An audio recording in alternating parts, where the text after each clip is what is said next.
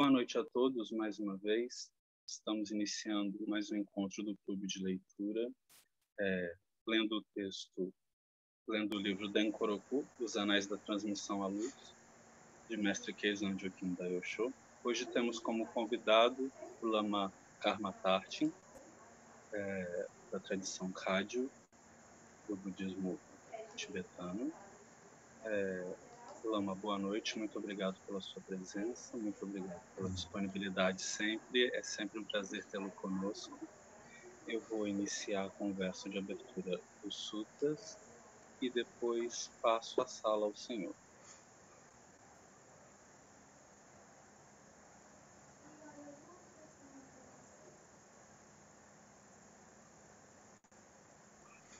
Kaikyoge Mujo Jinjin Mimyoho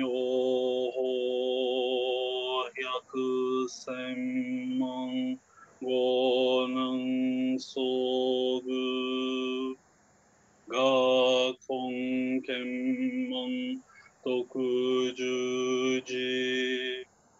Gange Nyorai Shinjitsugi Mujo Jinjin Mimyoho Hyakusenmon Gonan Sogu Gakon Kenmon Tokujuji Gange Nyorai Shinjitsugi.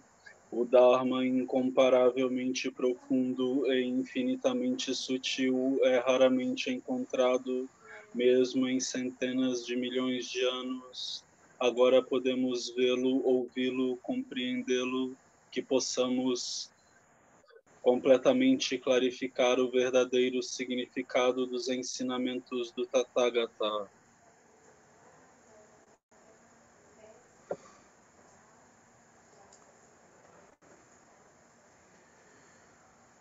Nos Supremos Buda, Dharma e Sangha, eu tomo refúgio até obter o completo despertar. Através do mérito de praticar a generosidade e as demais paramitas, eu posso obter a budeidade para o benefício dos seres. Nos Supremos Buda, Dharma e Sangha, eu tomo refúgio até obter o completo despertar. Através do mérito de praticar a generosidade e as demais paramitas, eu posso obter a budeidade para o benefício dos seres. Nos Supremos Buda, Dharma e Sangha, eu tomo refúgio até obter o completo despertar. Através do mérito de praticar a generosidade e as demais paramitas, eu posso obter a budeidade para o benefício dos seres.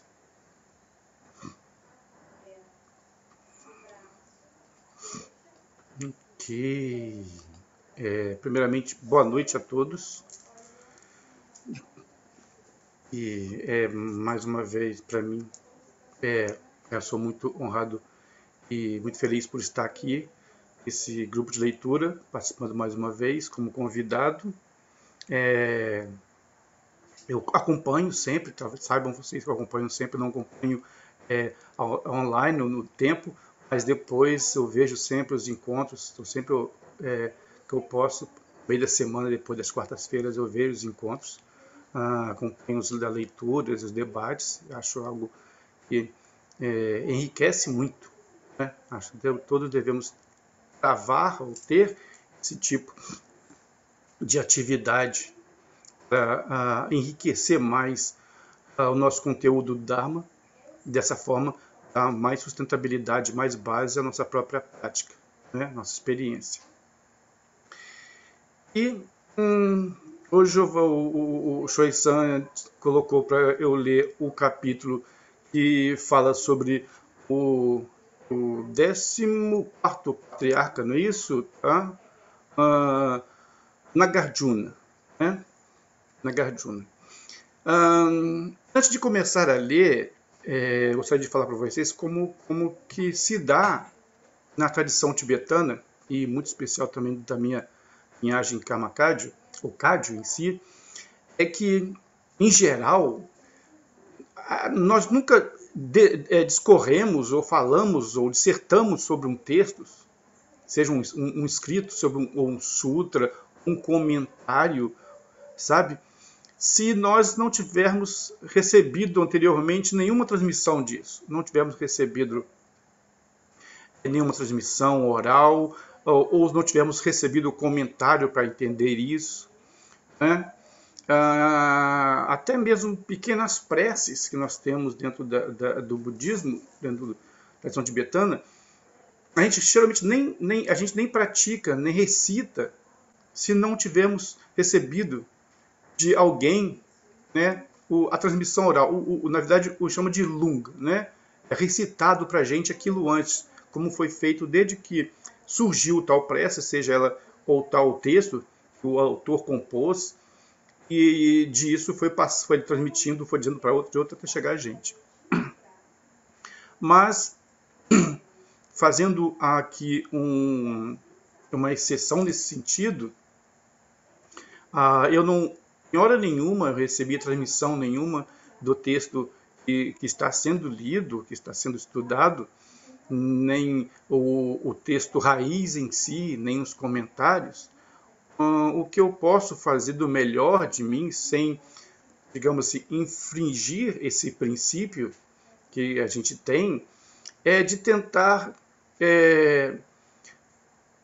ver e falar um pouco, baseado naquilo que eu já recebi dos meus professores, de outros mestres, sobre a perspectiva do mesmo assunto, e aí é algo que também faz parte da linhagem do Mahamudra, como do budismo tibetano, da linhagem de estudo, tá? Da linhagem de prática, como de linhagem de estudo. Dentro do budismo tibetano, Nagarjuna ele é uma figura seminal, ele é muito central. Toda a visão filosófica do budismo tibetano, ele é fortemente baseado em Nagarjuna, na visão, inclusive a escola que se originou com os escritos de Nagarjuna, que foi a tradição Madhyamaka, né, ou o caminho do meio, em tibetano chama de Uma, ela desenvolveu a visão filosófica, a linha filosófica mais elevada que a gente acha no mundo tibetano, há debates, que é a Prasangika Madhyamaka, né?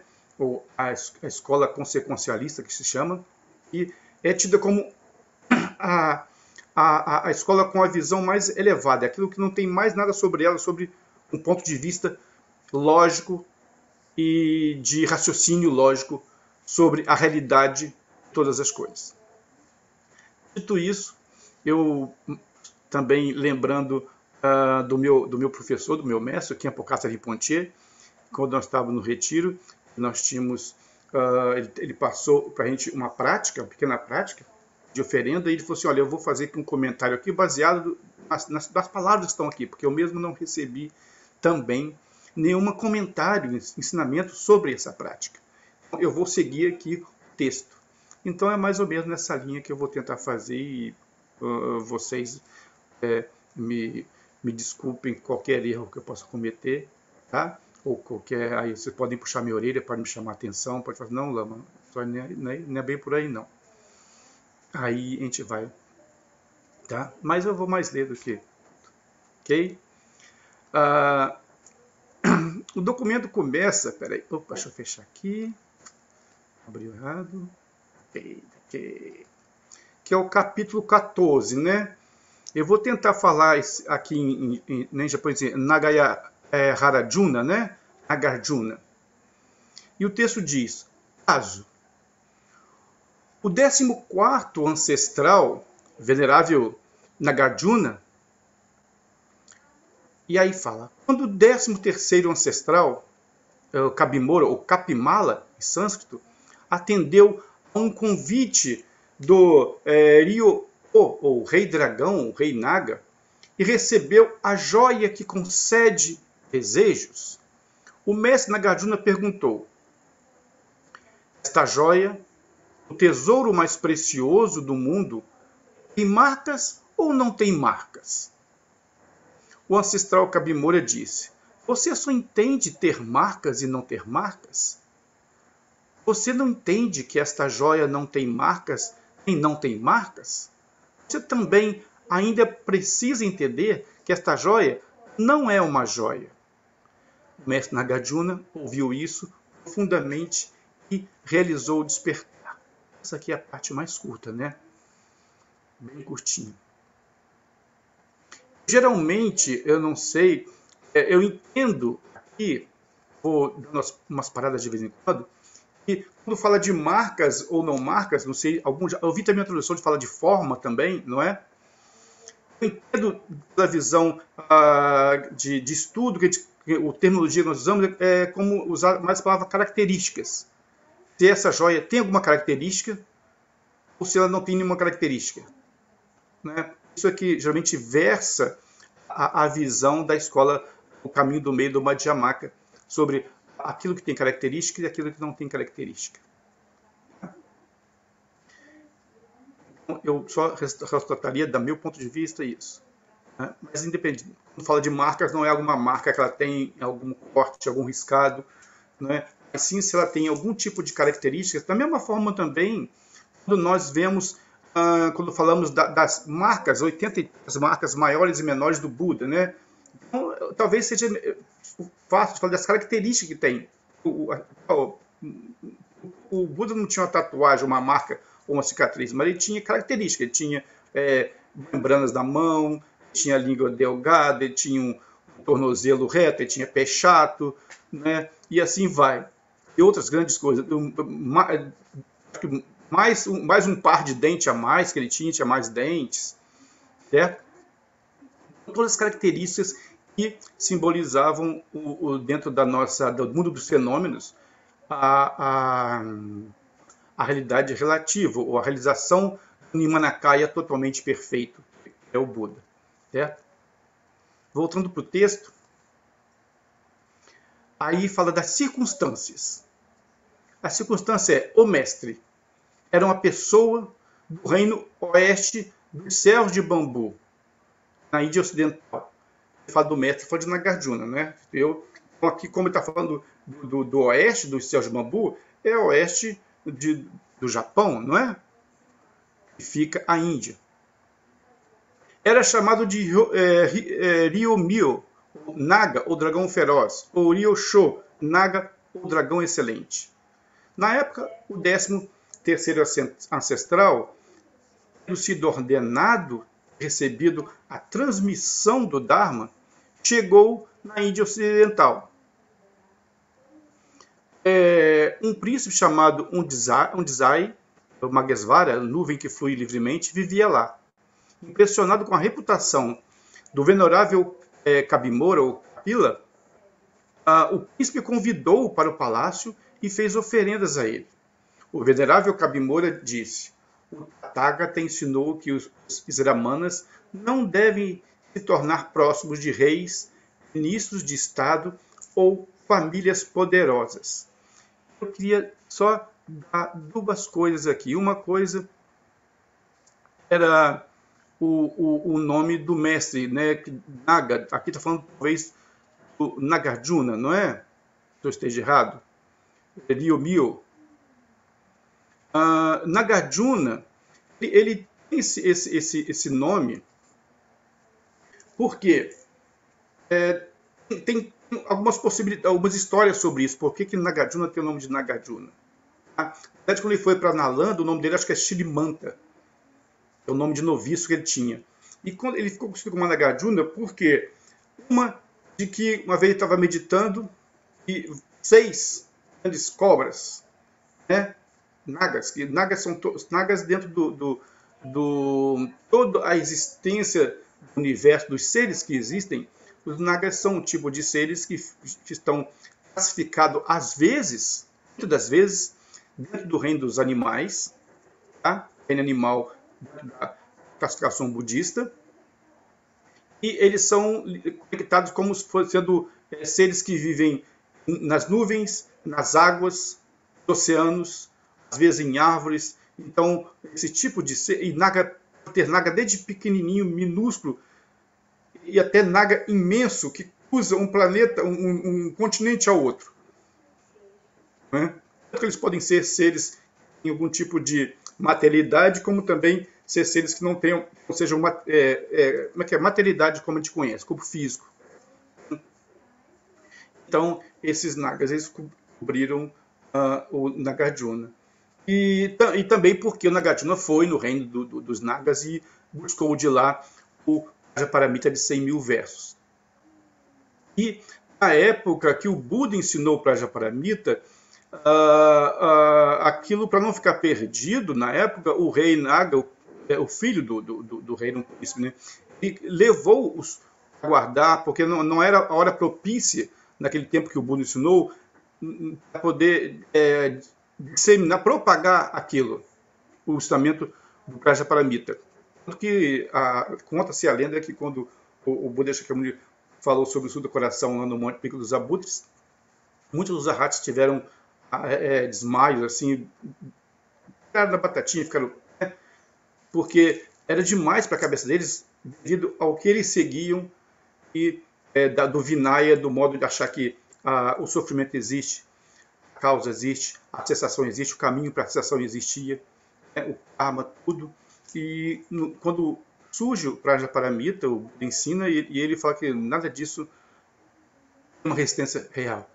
Não tem que sair no samsara, não tem que ir para o nirvana. Não tem um samsara que você foge e um nirvana que você se refugia e habita. A essência do samsara e do nirvana é o mesmo. Isso era o grande ensinamento, a perfeição da sabedoria que o Buda ensinava.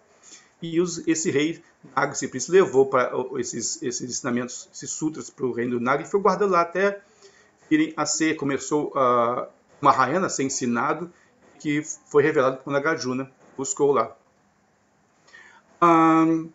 Inclusive, essa joia que a Kapimala tem é isso, a própria Prajaparamita, a própria vacuidade em si. Por isso que ela não tem característica, nem não características. Se você caracteriza a vacuidade, você diz que ela é uma coisa. Se você diz que ela não tem característica nenhuma e não é nada, você coloca ela num lugar de nulidade, de não existência. Totalmente existência de nada. Então, a vacuidade não é algo que existe, nem é algo que não existe. Por isso que é essa joia, que realiza todos os desejos. Por quê? É através de realização da vacuidade que nós atingimos o despertar completo. Tornamos Budas. E Naga por causa disso, e Arjuna porque diz que o ensinamento de Nagarjuna era algo assim, certeiro, sabe, direto, igual a flecha grande Arjuna, né?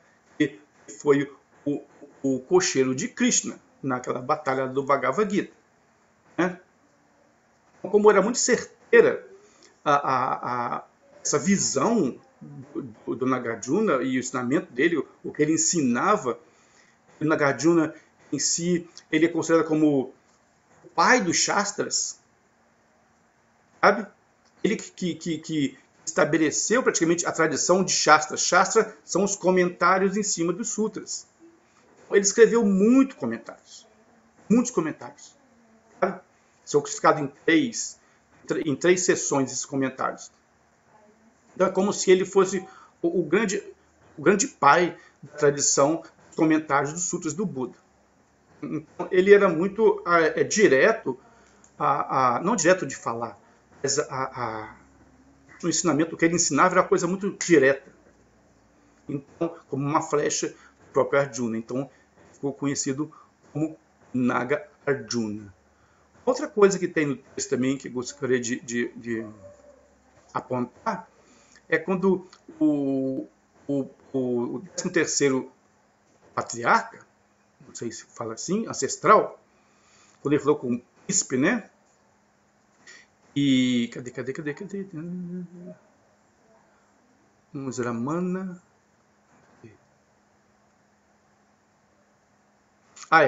Ele falou para o príncipe que o Tathagata ensinou que os Vajramanas não devem se tornar próximos de reis, ministros de Estado ou famílias poderosas. O que é um Vajramana? O Vajramana já era uma tradição que tinha, né, inclusive antes do Buda. Vajramana é aquele que sai da sua vida, digamos assim, você tem dois aspectos. Você tem um aspecto externo de prática, um aspecto interno. O aspecto interno da vida externa, o aspecto externo da vida externa, é você casar, ter família, construir e viver a vida assim. Viver o caminho interno, você não vai se dedicar a isso, se dedicar só ao lado espiritual. Automaticamente, o Vajramana, ele era caracterizado que ele saía do convívio normal, família, negócios e tudo, ele ia viver uma vida de andarilho ou de retirante, renunciante. Já havia essa tradição dentro do brahmanismo. Em tibetano é Rabdujuma, que se chama, aquele que abriu mão, sabe, que busca virtude, ou que abriu mão do estado de uma vida de sociedade. Dentro disso você tem, depois que o Buda estabeleceu o Vinaya, né, a regra monástica, tem os noviços e os monges totalmente ordenados, que são os bhikshus. O Vajramana é esse tipo de vida, ou a pessoa que adota esse tipo. O príncipe disse, continuando o texto, né, falou que o Vajramana não deve ficar próximo de reis, ministros de Estado ou famílias poderosas. O príncipe disse, ao norte da capital de nosso reino, uma grande montanha. Na montanha há uma caverna de pedra.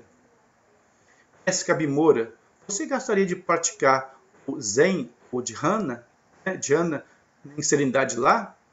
E o venerável Kabimora, ou Kapila, disse, sim.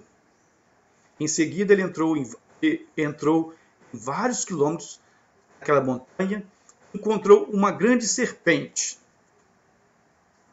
O venerável Kabimora seguiu em frente sem olhar para trás. A serpente veio e eventualmente se rolou em torno do corpo do venerável Kabimora. O venerável Kabimora concedeu-lhe o refúgio triplo. Depois que a serpente concordou com isso, ela partiu. Então, novamente, quando o venerável Kabimora estava prestes a chegar à caverna de pedra, havia um velho solitário, em roupas brancas, que saiu e se curvou e engaixou para ele. O venerável Kabimora disse, em que lugar você está hospedado? O velho respondeu, eu vivi como um bhikshu no passado, um monge totalmente ordenado, desfrutando muito da tranquilidade. Isolei uma floresta da montanha. Muitos iniciantes vinham periodicamente para solicitar edificação. E aqui tem uma nota, né? Edificação, que embaixo diz que edificação, o benefício é o ato de ir ao mestre Zen e pedir a instrução em assuntos espirituais. Esse é outro nome para Dokusan. Quando feito por um único discípulo, é um pedido que não tem tempo e lugar definido na vida comunal de um mosteiro. Mas é mais provável que seja feito e acomodado ou recusado, caso a caso, no quarto privado de um mestre dentro dos aposentos do abade. Quando for o caso, às vezes é chamado de entrar na sala ou consulta individual. Aí ele disse, né, continuando, ele falou que muitos bhikshus iniciantes vinham periodicamente para estudar essa edificação, essas instruções. Mas eu me sentia irritado por ter que responder e dei origem a pensamentos com rancor. Depois que essa vida acabou, caí no corpo de uma serpente, residindo nessa caverna pelo que já faz 1000 anos. Há um momento atrás, ao te encontrar, venerável, pude ouvir os preceitos. Assim, tenho apenas para agradecer. Então, está vendo aqui que essa pessoa, esse velho que estava aqui, né? Ele porque caiu no corpo, para mim, parece que, você pode depois dizer, que ele também era um naga. Que ele caiu no corpo de uma serpente, né? E o venerável Kabimora perguntou, que outras pessoas residem nessa montanha? O velho disse, 10 milhas ao norte daqui, há uma grande árvore que fornece sombra para 500 grandes dragões. o governante desse grande árvore se chama Nagarjuna, ou Nagarjuna. Ele sempre prega o Dharma para a congregação de dragões. Eu também simplesmente ouço e o aceito. O venerável Kabimora então foi lá com seu grupo de seguidores. Nagarjuna emergiu e saudou o venerável Kabimora dizendo: este é um local isolado nas profundezas das montanhas, onde vivem dragões e serpentes. Por que, grande sábio e mais venerável, condescendeu em trazer seus poderes espirituais aqui? E o venerável Kabimora disse: não sou o mais venerável, vim visitar o sábio. E Nagarjuna silenciosamente pensou consigo mesmo: eu me pergunto se este mestre tem ou não potencial fixo suficiente e esclareceu seu caminho. Ele conseguiu o verdadeiro veículo do grande sábio ou não? O venerável Kabimora disse: mesmo que você esteja falando em sua mente, eu já conheço seus pensamentos. Apenas decida sair da vida familiar. Por que considerar que se eu sou um sábio ou não? Depois que Nagarjuna ouviu isso, ele se arrependeu e saiu da vida familiar. O venerável Kabimora então o conduziu para a libertação. Além disso, a assembleia de 500 dragões, todos receberam os preceitos completos. Depois disso, eles seguiram o venerável Kabimora por 4 anos, quando o 13º ancestral foi a convite de Ryo, o rei dragão, e recebeu a joia que concede um desejo. O mestre Nagarjuna perguntou: esta joia, o tesouro mais precioso do mundo, tem marcas ou não tem marcas? O ancestral Kabimora disse: você só entende ter marcas e não ter marcas. Você não entende que esta joia não tem marcas, nem não tem marcas. Você também ainda precisa entender que esta joia não é uma joia. O mestre Nagarjuna ouviu isso e profundamente realizou o despertar. Depois disso, ele, Nagarjuna, juntou-se à sucessão como o 14º ancestral. Agora vem o Teisho, que é o comentário, do mestre Keizan. Nagarjuna estudou caminhos diferentes e possuía os poderes sobrenaturais. Ele sempre ia ao Palácio dos Dragões e via os livros e sutras dos 7 Budas do passado. Ele conhecia a essência de um sutra apenas lendo seu título e sempre trabalhou para converter os 500 dragões. Quanto ao chamado Rei Dragão Nanda, Rei Dragão Upananda e assim por diante, entre os dragões, todos eram bodhisattvas em nível equivalente de despertar. Cada um deles recebeu a confiança de Budas anteriores, e a eles haviam consagrado vários sutras. Agora que os ensinamentos dos sutras desse nosso grande mestre atual, Shaka, ou Shakyamuni, o honrado, já esgotaram a oportunidade de converter humanos e deuses, todos eles devem ser armazenados no Palácio do Dragão. Ele, Nagarjuna, tinha esse tipo de força sobrenatural impressionante, mas embora ele rotineiramente se envolvesse em perguntas e respostas com os grandes reis dragões, ele não era verdadeiramente uma pessoa do caminho. Ele apenas estudou outros caminhos. Mais uma vez, ele se refugiou com o 13º ancestral. Naturalmente, ele se tornou alguém com um grande líder, com um grande olhar lúcido, visão clara e limitada. No entanto, o que todas as pessoas pensam aqui na Nagarjuna não é apenas o 14º ancestral de nosso portal dos ancestrais, porque ele também é considerado um mestre ancestral em várias escolas. A escola Shingon também o considera como seu ancestral raiz, a escola Tendai da mesma forma o considera um fundador, as escolas Yin Yang de I Ching, as tradições sericultura, etc. Também o consideram um fundador. Embora no passado ele tivesse aprendido várias artes, depois ele se juntou às fileiras dos ancestrais, ele as descartou depois que ele se juntou. Os discípulos dessas artes dizem: nós também temos Nagarjuna como nosso ancestral, assim como eu aqui, o Amatashi também falou isso. Eles querem pensar que seu fundador é Nagarjuna. Eles são as secras de Mara, ou espécie de feras que confundem verdade e falsidade, e não conseguem distinguir pedras preciosas das rochas. Quanto ao próprio Buda Dharma de Nagarjuna, Kanandaiba ou Kanadeva foi o único a quem foi transmitido diretamente. O resto eram todas as várias linhagens que ele abandonou. Sabemos disso com o caso atual. Embora Nagarjuna guiasse a congregação de 500 dragões, quando o venerável Kabimora chegou, ele saiu para saudá-lo, fez prostrações e testá-lo. Por um tempo, o venerável Kabimora foi reservado e não revelou o verdadeiro ensinamento. Nagarjuna silenciosamente pensou consigo mesmo por um tempo. Ele é um grande sábio que herdou o verdadeiro veículo. Enquanto Nagarjuna tentava compreender isso em sua mente, o ancestral Kabimora disse: apenas decida sair da vida familiar. Por que considerar se sou um sábio ou não? Nagarjuna sentiu-se envergonhado e herdou o Dharma do 13º ancestral. Isso fica claro no presente caso. Ele, no caso em cima que foi contado logo do começo, né? Ele, Nagarjuna, disse: esta joia, o tesouro mais precioso do mundo, tem marcas ou não tem marcas? Na verdade, Nagarjuna já sabia disso. Perguntar-se se ele tem marcas ou se não tem marcas é apenas um apego a visões unilaterais de existência e não existência. Por conta disso, o ancestral Kabimora o ensinou, etc, etc.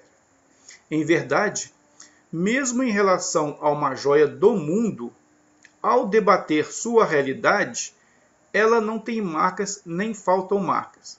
É apenas uma joia. Quanto mais, então, com a joia na testa do homem forte, a joia enrolada no turbante de um rei, a joia do rei dragão ou a joia na túnica do homem bêbado. Nenhuma dessas envolve coisas que podem ser vistas por outros. É impossível discernir se elas têm marcas ou faltam marcas. No entanto, as joias acima mencionadas são todas joias do mundo. Nenhuma delas é a joia mais preciosa do caminho.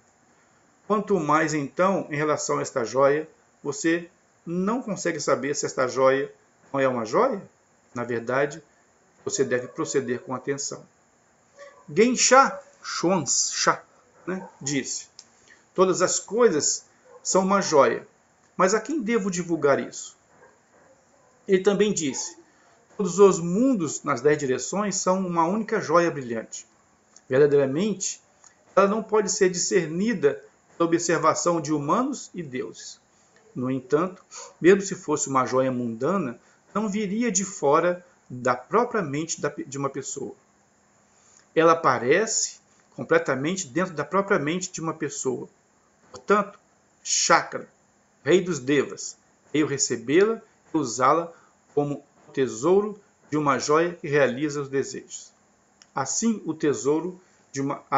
como o tesouro de uma joia Mani. Quando houver doença, coloque esta joia e a doença será curada instantaneamente. Ou quando houver angústia, segure essa joia e a angústia por si só será removida. O aparecimento das manifestações miraculosas do sobrenatural também depende dessas joias. Entre os 7 tesouros do rei que gira a roda dos poderes, um Chakravarti Raja, um santo Chakravartin, está a joia Mani. Ela produz todos os tesouros preciosos. Ela pode ser usada indefinidamente. Dessa forma, existem distinções entre recompensa kármica superior e inferior para humanos e deuses. As joias que realizam desejos dos reinos do humano também são chamadas de grãos de arroz. Elas são consideradas joias preciosas. Em comparação com as joias dos céus, elas são estabelecidas por meio de artifícios. São chamadas de joias. Da mesma forma, as relíquias do Tathagata tornam-se joias que realizam desejos no momento em que o Buda Dharma se extingue. Elas chovem sobre todos, tornando-se também grãos de arroz que certamente beneficiam os seres. No entanto, vocês são o corpo de Buda, como grão de luz, uma miríade de dharmas ou como um grão único. Aparece propriamente como um corpo de 1,5 metros ou como uma forma de 3 cabeças, ou na forma de uma criatura com 3 chifres, ou como uma teia luxuriante de uma miríade de fenômenos, e que tem por instinto, deve entendê-los como aquela joia da mente. O desejo de ficar quiescente e se isolar em uma floresta montanhosa como os bhikshus de muito tempo atrás. Na verdade, nos tempos antigos, esse era o erro daqueles que ainda não haviam realizado o caminho. E hoje em dia ainda é um erro para aqueles que ainda não o alcançaram. É como se, ao conviverem com as pessoas, não houvesse tranquilidade quando suas indagações vêm e quando suas indagações vão. De modo que desejam morar sozinhos, na floresta montanhosa, e seguir o caminho em silêncio na habitação sentada, fazendo. A maioria dos que dizem esse tipo de coisa são do tipo que se isolam nos vales das montanhas e treinam erroneamente. Muito deles, devido a isso, desvios para caminhos falsos. Por quê? Porque não conhecem esta realidade e se colocam inutilmente em primeiro lugar. Da mesma forma, as pessoas dizem: o mestre Zen Daibai, Hojo, Daimei-chan, chinês, colocou uma estupa de ferro em sua cabeça e sentou-se entre os pinheiros e nevoados. O mestre Zen Sangen, Weishan Dayuan, praticava nas nuvens e névoas com tigres e lobos dos seus companheiros. Devemos também praticar dessa maneira. Isso é realmente ridículo.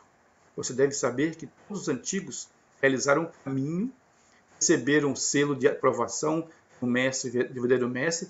Então, a fim de deixar seu trabalho no caminho amadurecer, enquanto eles esperaram que as circunstâncias essenciais se desenvolvessem, temporariamente praticaram dessa maneira. Isso foi depois que Daibai recebeu o selo verdadeiro, ou correta transmissão, de Baso, depois que Isan recebeu o legado de Hyakujo, Bazan. Eles estavam além das visões todas. Nenhum dos antigos, como Zan, Ishan, Ranzan, Loshan, viveram sozinhos quando ainda não haviam realizado o caminho. Eles demonstraram sua prática meritória a todos seus contemporâneos, deixando suas reputações para os últimos tempos. Eles foram pessoas verdadeiras, grandes sábios, com um olhar claro que realizaram o caminho. Se você residirem inutilmente nos vales das montanhas, sem consultar aqueles a quem deve consultar, sem chegar aonde deve chegar, sereis como os macacos, que serão completamente da mente que busca o caminho. Aqueles cujo olhar do caminho não está claro, mas que têm autodisciplina no treinamento, tornam-se Isravacas ou Pratyekabuddhas. Eles se tornam em vão aqueles com sementes estragadas. Uma semente estragada é uma semente queimada, que destrói o potencial do estado de Buda. Sendo assim, pessoas boas que me ouvem agora, treinem meticulosamente nos grandes mosteiros, constituem bons amigos durante um longo período de tempo, esclareçam completamente o grande assunto, terminem verdadeiramente a tarefa de se discernir claramente a si mesmo, e depois aprofundem brevemente suas raízes e cingem seus lombos. Isso é o que constitui o legado dos nossos ancestrais, especialmente dentro deste portão onde o fundador do mosteiro de Irei proibiu que se viva sozinho, para evitar que as pessoas seguissem os caminhos falsos. Em particular, meu falecido mestre, a segunda geração, disse: meus discípulos não devem viver sozinhos. Mesmo que tenham realizado o caminho, eles devem treinar nos principais mosteiros.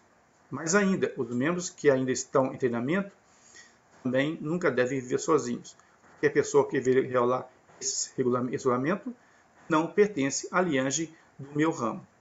Da mesma forma, o mestre Zen Engo Yuan disse: os antigos, depois de atingirem o objetivo da prática, foram para cabanas de palha ou grutas de pedra nas montanhas, onde passaram 10 ou 20 anos comendo arroz cozido em uma panela de pernas dobradas.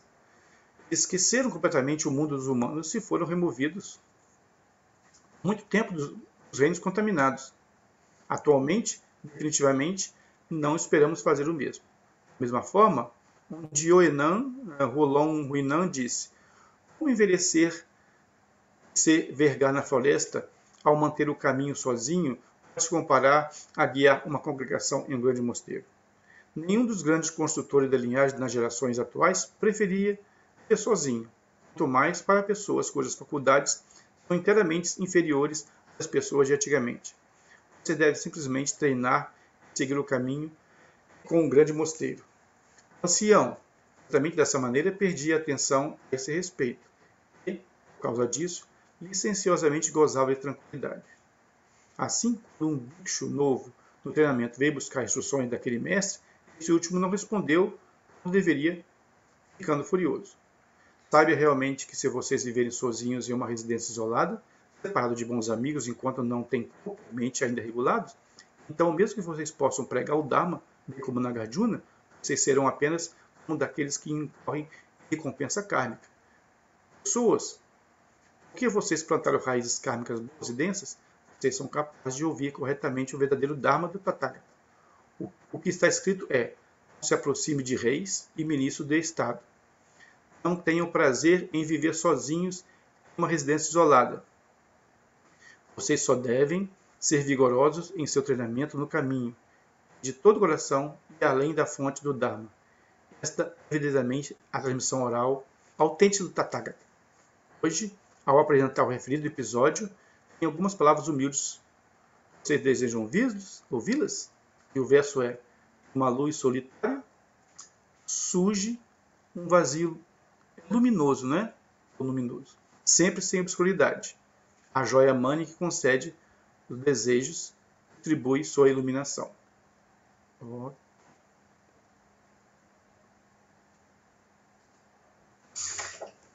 Eu fui direto porque eu pensei que se eu parasse muito para cada ponto que eu estivesse pensando em relação ao texto, talvez eu procederia muito. Vou tentar de memória se eu lembro de alguns pontos para poder dizer sobre isso. Eu nunca tinha, eu não sabia antes dessa história da transmissão, né, de Kapimala para Nagarjuna. E eu estava comentando antes de começar mesmo a gravação, estava falando com o Shoei-san, que Nagarjuna é uma figura, é uma figura central, poderosa dentro de todo o Mahayana, né, como diz, ele começou essa tradição de Shastras, e que foi que como que estava iniciando na época, no primeiro, segundo século, o movimento Mahayana, né, que as escolas foram diminuindo, das 18 escolas Tavira, lá Renayanas principais inteiras, depois ficou só 4 e começou a desenvolver a visão do Mahayana. E isso está bem explícito naquela conversa do bicho lá do velho, que renasceu lá, que eu acho que renasceu como Naga, na caverna. Por quê? Lembra que eu falei para vocês que no começo do Buda era assim, né? O Buda fez a Sangha, ordenava os Brahmanas, tornava eles os noviços e os plenamente ordenados, os Brahmanas, né? E os bhikshus. Qual que era a tradição que tem até hoje lá na Tailândia, que é os monges da floresta. Eles não abriam mão de viver em sociedade e nunca habitavam dentro de monastério. Não tinham monastérios, não tinham construções. Viviam totalmente isolados, meditando nas florestas, assim como o Buda fazia e outros faziam também. Essa era a tradição. Quando o Kapimala fala com ele que ele deveria, para seguir o caminho, no caso aí, o caminho, eu entendo o caminho como sendo o caminho Mahayana, o grande caminho. Ele sair daquilo, o Bhikshu ficou muito, como é que fala mesmo, que ele falou? Irritado. Ele vinha perguntar para ele. Ele começou a meditar. O que acontece? Nós temos aí a transição, tá? O caminho do Isravaka, Bodhisattva. Que o caminho do Isravakayana, né, o que ele segue, o que chama da liberação individual, Moksha, e apesar dele não ter mal a nenhum, ter amor e compaixão, assim, a ideia, mas não tinha o ideal do Bodhisattva. Qual que era a diferença principal entre o praticante Isravakayana e o Bodhisattvayana? É que com os sutras Mahayana, focando em bodhicitta, compaixão e vacuidade, e surgindo aí o caminho das paramitas, que trilha o modo de treinar do Bodhisattva através dessas paramitas, necessariamente você tem que entrar em contato. Necessariamente, para você treinar no caminho do Bodhisattva, você tem que ter relações. Não basta você entrar para a floresta, para a montanha e ficar preso. Por quê? pode ter uma mente muito centrada, mas isso foi demonstrado a irritação do Bhikshu quando vieram a ter com ele e ele se irritou com aquilo. O que faltou para ele? Dentro da paciência. E aí, quando mandou ele sair e não veio isolado, né, para que ele adentrasse no caminho do Bodhisattva.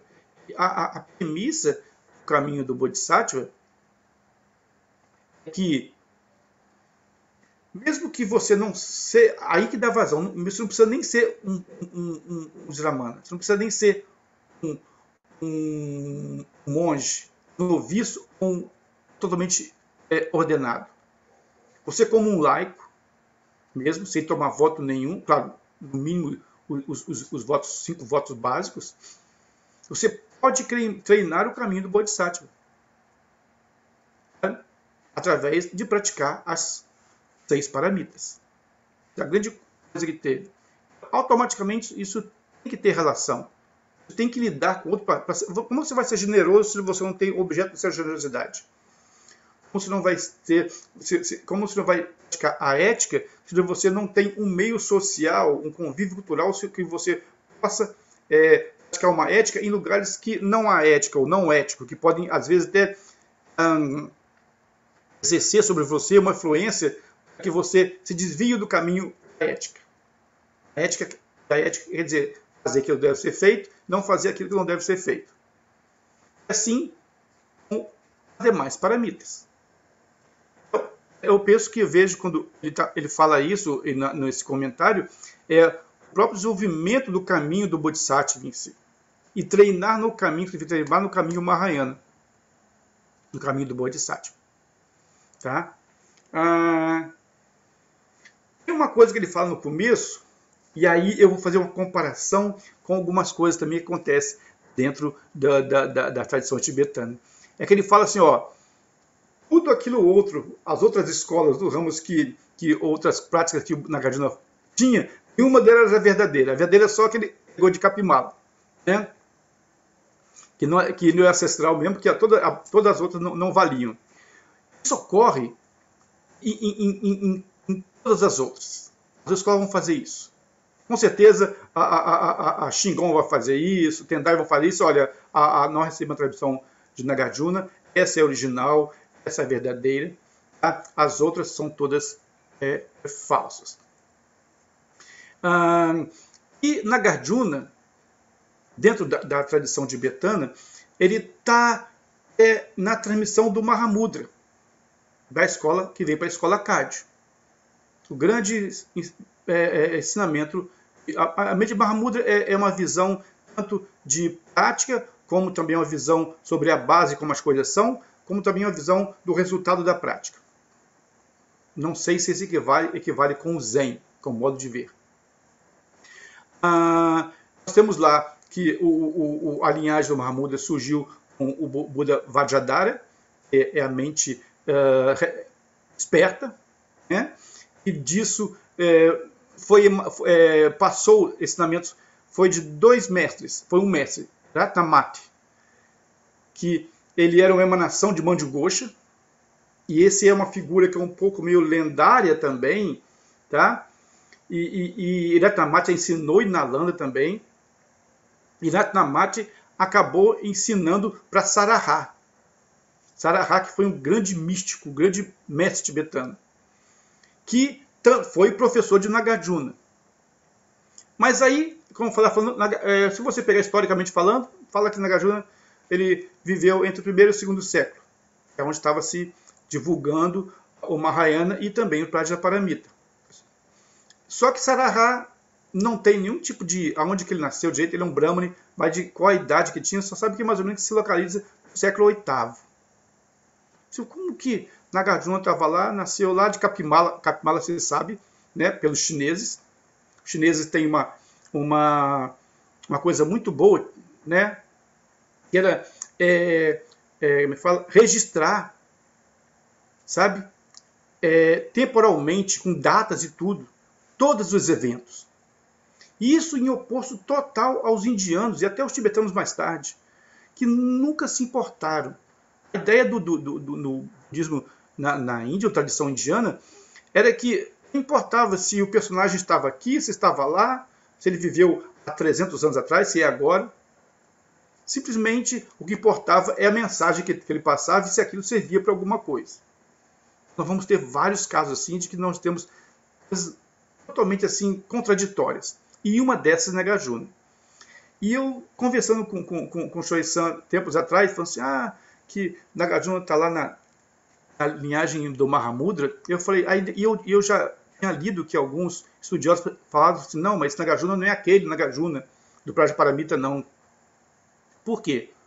Porque, se nós formos ver na nossa linha temporal, no nosso modo de pensar, Nagarjuna, a escola da Mahamudra, da Kagyu, ela está lá entre o século VIII e o século IX.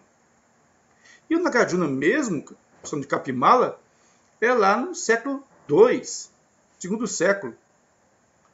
Mas aí vem a grande coisa, eu não vou chamar mitológica não, mas é um modo de que talvez seja um grande treino para entendermos até o ensinamento do próprio Nagarjuna sobre a escola Caminho do Meio, sobre vacuidade, sobre essa joia, dessa característica e não característica. Da realidade, foi onde começou a estabelecer a realidade relativa e a realidade absoluta. Esses dois aspectos. E como ele era um grande mestre, ele transcendia esses dois. E aí se diz assim, que desde os sutras, não é, acho que não sei se é o Lankavatara Sutra, outros sutras já faziam profecias sobre o nascimento do Nagarjuna. E que geralmente ele nasceria 500 anos depois de Buda. E daí isso dá para o século I, século II, ou mais ou menos, dependendo do que o Buda nasceu. Também já se diz que o Buda nasceu mais tempos atrás. E ele viveria 600 anos. 600 anos.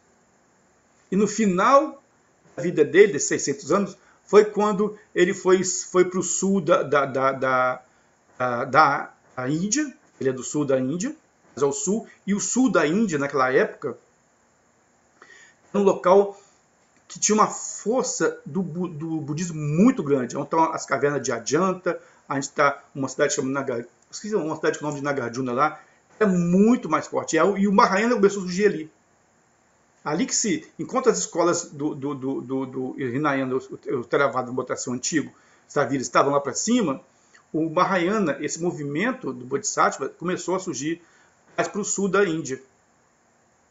E, por fim, ele servia a um rei, e esse rei era tão praticante do Nagarjuna, que ele obteve o mesmo tipo de imortalidade que Nagarjuna tinha. Enquanto o Nagarjuna vivesse, esse rei viveria. E o rei, talvez você saiba essa história, né, que o filho do rei queria tomar o trono, ascender o trono, não sabia como, e a mãe dele falou assim, você não vai conseguir ser rei, porque seu pai, enquanto Nagarjuna viver, seu pai vai viver. E o Nagarjuna vai viver para sempre, ele é imortal. Né?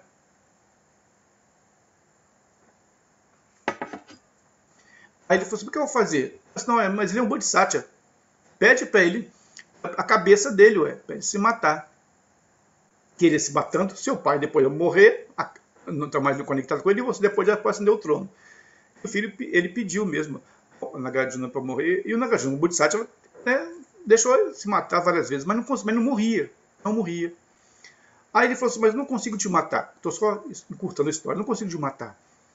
Ele falou assim, a única forma de matar é se você pegar uma folha da grama Kusha, tá? E cortar meu pescoço. Porque em vidas passadas eu estava cortando grama, eu cortei uma formiga, se não me engano, uma grama Kusha. E eu criei esse karma quando eu desci para a cabeça dela. Assim, se você passar a grama Kusha, eu morro. Aí ele fez isso e o Nagarjuna morreu. E ele fica com medo do Nagarjuna voltar de novo à vida, né, como ele fazia sempre. Ele pegou a cabeça do Nagarjuna e botou muito longe, levou para bem longe mesmo. Nunca ele se reuniu e o Nagarjuna viver de novo, né? Mas diz que a cada ano que passa, essa cabeça dele chega mais perto. Até que o dia que vai colar de novo e o Nagarjuna vai ensinar o Dharma de novo. A grande coisa disso tudo, falando sobre Nagarjuna, do que ele ensinou, que talvez seja a joia preciosa, lembrei mais um ponto. Ele falou da joia do príncipe, a joia de verdade do mundo. Não sei se eu recebi esse ensinamento do meu professor, de Boccatin Pontier e de Trangoli Pontier, no Pintar para uma vez. Ele falou que nesse nosso mundo material relativo aqui, nossos fenômenos, as joias, as pedras preciosas, elas são como se fossem bindus. Sabe o que é bindus? Bindu, ou essência, ou a quintessência manifestada da realidade última, da joia última. Então, toda joia preciosa, e ela é preciosa por causa disso, porque ela representa essa manifestação ou essa essência das terras puras, ou da visão pura. E aí, quando ele diz que mesmo as joias do rei lá, do dragão e tudo, do turbante, essas joias que tem, elas também não têm marcas, nem não têm marcas. Em realidade, no fundo, nem essas joias, nem nada que você tem, ela tem qualquer tipo de característica. O que ele está colocando aí, nada mais, nada menos do que a essência, a natureza última de todas as coisas, que é Shunyata. Né? É aquilo que veio com o Prajnaparamita, o grande ensinamento que veio, que Nagarjuna trouxe e expôs no nosso mundo, vamos dizer. E outra coisa que ele falou muito interessante que eu achei é que mesmo essa joia que a gente tem física, seja ela um rubi, um diamante, alguma coisa, ela surge aonde? Ela só surge no espaço da nossa mente. Ela não tem hora nenhuma uma manifestação fora da mente. E aí, isso está muito linkado, e Nagarjuna, ele não foi o fundador da escola Madhyamaka, mas ele foi o que estabeleceu isso, e dali o Aryadeva e os mestres, depois deles, os alunos deles, que estabeleceram essa visão do Madhyamaka, baseado em cima do segundo giro da Dharma, do Prajnaparamita, mas ele também escreveu o texto sobre a natureza de Buda. Eu estava com um texto aqui, que chama-se uma homenagem ao Dharmadatta, que é um texto do Nagarjuna, que ele fala da natureza de Buda, que é aquilo que é comum tanto ao Zen, quanto à linhagem Kagyu Nima do tibetano, que é a visão do terceiro giro da Dharma, que é sobre Tathagata, ou a essência do Tathagata. Ou vocês falam natureza Buda, né? Natureza de Buda, ou natureza búdica. Quando o mestre Izan fala nisso, ele está tocando um ponto que é a própria visão da escola Chittamatra. Lá começou com o Vasubandhu, e com a Sangha, e praticamente ela se sustenta e ela é baseada em cima do terceiro giro da roda do Dharma. Ao mesmo tempo que ele estava mostrando que qualquer joia que nós temos, ela não tem características, ela não tem características, mas também não tem não características, e dizer que está falando sobre a vacuidade ou a visão do Prajnaparamita, ao mesmo tempo ele estava falando que mesmo essa joia surge dentro dessa nossa mente. Isso quer dizer o quê? É a escola do Chittamatra, somente que todas as coisas nada mais são do que todo o universo, todos os fenômenos não surgem, não acontecem fora do âmbito da nossa mente. Tudo o que acontece, seja o que nós vemos, o que nós pensamos, nós percebemos, tudo o que nós captamos, não acontece em hora nenhuma fora do âmbito da nossa mente. Todo o nosso universo, nosso mundo, só acontece no âmbito da nossa mente. Nós criamos o próprio universo. Todo o universo que nós criamos, todo o universo que nós percebemos, nós interagimos, ele acontece dentro da nossa mente. Isso é uma grande visão também da escola. E que eu vi do mestre Kazan falando isso, assim, ele estava postulando essa visão sobre a natureza das coisas, ao mesmo tempo trazia a visão de Shunyata. E Vou só voltar aqui no texto para não falar besteira, quando ele fala que aqui, as joias que realizam o desejo do reino humano também são chamadas de grãos de arroz. Elas são consideradas joias preciosas, em comparação às joias dos céus. Elas são estabelecidas por meio de artifícios, mas são chamadas de joias. Da mesma forma, as relíquias do Tathagata tornam-se joias que realizam desejos. Deixa eu ver se é isso aqui mesmo. Pera.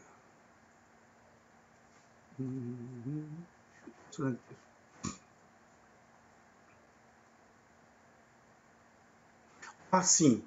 Quando ele disse aqui que Gensha, o Shoei-san, quem é Gensha? Shuangsha, o seu... Quem é esse personagem? Gensha Shibi é um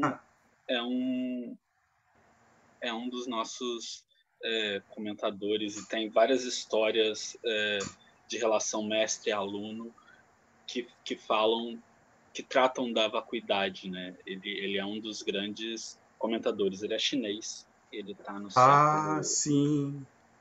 O Keizan citando ele aqui Isso. é Shongsha, né? Isso. Shongsha. Isso. Todas as coisas são uma joia. Mas a quem devo divulgar isso? Então, também ele disse, todos os mundos, nas 10 direções, são uma única joia brilhante. Verdadeiramente, ela não pode ser discernida pela observação de humanos e de Deus. No entanto, como se fosse uma joia mundana, não viria de fora da própria mente. Quase que eu arrisco a dizer, ou sendo muito presunçoso, ele está falando, falando como joia essa natureza última, não distinguindo entre o vazio, né, e uma existência intrínseca de tudo, ou uma existência intrínseca de uma essência última, que é mais ou menos o que se postula dentro a gente chama da escola Genton Madhyamaka, ou Grande Madhyamaka, do budismo tibetano, em que une essas duas perspectivas, essas duas visões. Tanto a visão do Prajnaparamita, Sutras Prajnaparamita, que vão desde no tibetano eles têm mais ou menos 16, 17 volumes, e 100 mil versos, depois de 80 mil versos, até esse sutra que todo mundo conhece, né, todo mundo recita, que é o sutra do Prajnaparamita Hridaya Sutra, a essência, o sutra que é a essência da perfeição da sabedoria, conhecido como Sutra do Coração. E vale lembrar que, falando que Sutra do Coração não é porque ele veio do coração, do moço do coração, mas coração quer dizer o cerne, ou a essência. O tibetano chama de Shrabninpo, ou a essência da sabedoria. E em santo, né, Prajnaparamita, que é a perfeição da sabedoria, Hridaya, que é a essência, o Sutra, que é a essência da perfeição da sabedoria.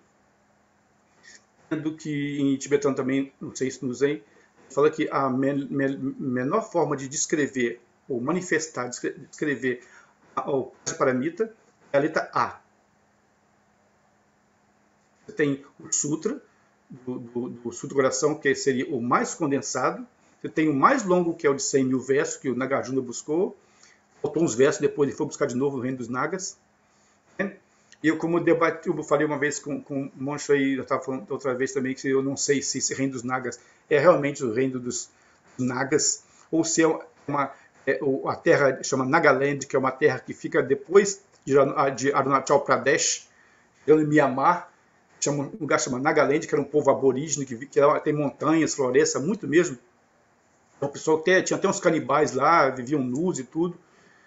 Então, não sabe, lá tinha reinos lá que eram quase que você, como fosse, não é selvagem, não, difícil contato. Então, quando fala isso, nós podemos ter esses dois aspectos. Ou se esse povo também descende dos Nagas. Anyway,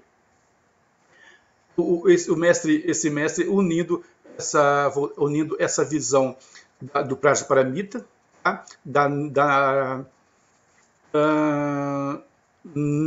não existência intrínseca de qualquer tipo de fenômeno ou coisa, qualquer que seja, a realidade última de todas as coisas, junto com com a natureza última dessa própria realização.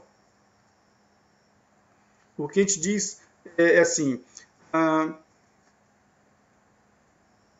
o Buda ensinou o primeiro giro da roda do Dharma, né? O sofrimento, as causas do sofrimento, a cessação e o caminho, sobre karma, tudo isso. Depois ele levou o nível de ensinamento, que ele falou que nada disso, né? Todo mundo não conhece o Sutra do Coração, não existe sofrimento, causa, cessação, nem caminho, não tem olho, não tem forma, forma é vazio, não tem olho, não tem nariz, não tem boca, quer dizer, não tem as consciências dos sentidos. Sabemos que não tem o eu, mas aí o Buda fala que tem, o eu é formado dos 5 skandhas, né? Forma, sensação, percepção, formações mentais, consciência. Né? Ele fez que forma nenhuma não tem forma, não tem sanskara, não tem percepção mental e nem tem consciência.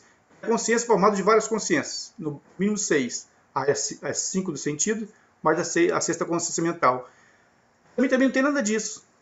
O que tem mesmo é a perfeição da sabedoria, a realidade última, Shunyata. Depois, para não ficar, foi o grande embate que teve dentro de nós, Mahayana, né, era que se você falasse que tudo é vacuidade ou vazio, uma essência inerente, você pode ter uma tendênciazinha a cair no niilismo. O Buda já tinha refutado anteriormente.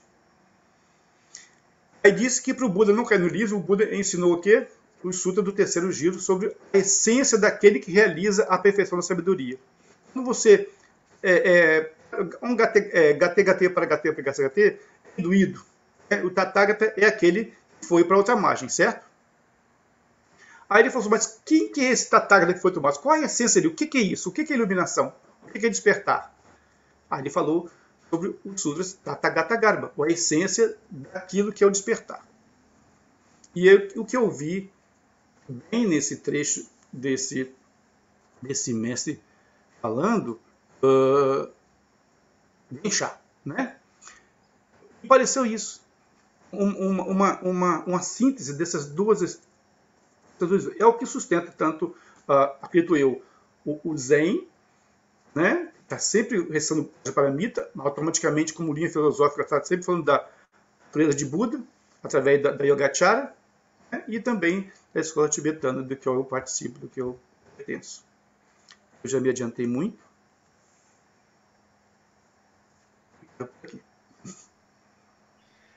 Muito obrigado, querido Lamatar. É sempre um prazer lhe ouvir e compartilhar e receber seus ensinamentos, né? É muito isso, né? A nossa tradição, adiantando os ancestrais um pouco mais à frente, a gente chega em Vasubandhu, né? A gente tem como ancestral Vasubandhu. Então, então, quando a gente chega aqui com essa linha de ancestrais, quando entra para a China, e aí vai estabelecer todas as questões filosóficas com Tozan Ryokai e com outro mestre que vai dar o nome a Soto, eles vão estar trabalhando isso, eles vão estar trabalhando Prajnaparamita e vão estar trabalhando a natureza última, né? A realidade das coisas como elas são, né? Então existe esse encontro, né, de escolas filosóficas que vão dar sustentação, base ao edifício do que a gente entende como o Zen, no caso da escola Soto, né? E é interessante porque assim, essa coisa de que a minha escola é que é a detentora, né? Isso todas elas falam, né? Isso é uma marca de afirmação, inclusive, né? De proteção dos próprios ensinamentos, né? Porque eles ficavam brigando. O budismo tibetano tem as sadhanas, não fala assim, essa é a melhor das sadhanas, se você não precisa fazer nenhuma outra, essa aqui é a melhor das sadhanas, você fazendo essa, não precisa fazer mais sadhana nenhuma. A maioria das sadhanas lá vem isso. Aí a pessoa fala assim, eu vou fazer qual? Não é? Assim, eu entendo esses ancestrais se colocarem nessa medida para proteger, para tentar dar sustentação e base aos ensinamentos da sua escola, né? Mas a gente tem que ter um olhar, atualmente a gente tem que olhar e ter um olhar histórico em cima dessa narrativa, né? A gente tem que ver que isso é um meio hábil para a sobrevivência daquela escola naquele momento com aquelas condições, né? E a gente tem que tomar o cuidado para não cair no obscurantismo, né? De achar que só o meu é o certo, né? Então, E o motivacional também apenas para os alunos, discípulos também, sim, ficarem sim. aguerridos e realmente sentirem que estão com algo muito precioso, que é algo que não pode ser desperdiçado, não pode deixar de lado, porque é algo que tem em qualquer lugar, não, só tem aqui, então é algo precioso que eu tenho realmente que praticar e tomar conta. Eu vou abrir para o pessoal fazer perguntas e, e comentar mais, assim, fazer perguntas ao senhor. Por favor, fiquem à vontade. Quem quiser fazer perguntas, por favor.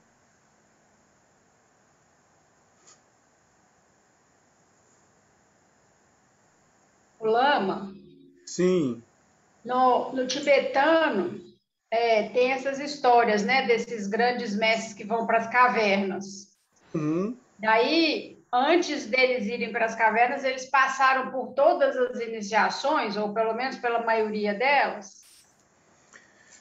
Em geral, pelo menos da linhagem Cádio, tá? Todos os chamados ancestrais, que é uma palavra boa, não é patriarca, a maioria deles foram monges, começaram com a vida monástica. E depois que saíram para serem yogis, né? Depois de fazerem muito. Porque aí eles já saem do caminho do Bodhisattvayana e vão trilhar o caminho do Vajrayana, dos Mahasiddhas. Certo? Mas todos eles passam a maioria deles já foram monges, né? Exceto Marpa e Milarepa, dentro do tibetano, mais Tilopa, Nagarjuna mesmo, é considerado um dos 84 Mahasiddhas da Índia, sabe? Dentro da tradição. Todos eles passam por um treinamento. Agora, esses que vão para fazer retiros isolados, eles já vão com um pacote. E não precisa ter recebido todas. Mas eles vão por uma coisa. Eu vou para isso aqui. Simplesmente sai de casa assim, ó, tipo você, quando tá adolescente ou pegou 18 anos, eu vou sair de casa e vou ser mochileiro sem objetivo. Não. Eles vão porque o mestre dele mandou ir. Eles já vão com um pacote de prática para poder eles praticarem e realizarem aquilo. Tipo assim, alguém que quer ir para o... Ok, eu cheguei na época, quero fazer o retiro. Ou se o mestre me achar que ele deve fazer. Né?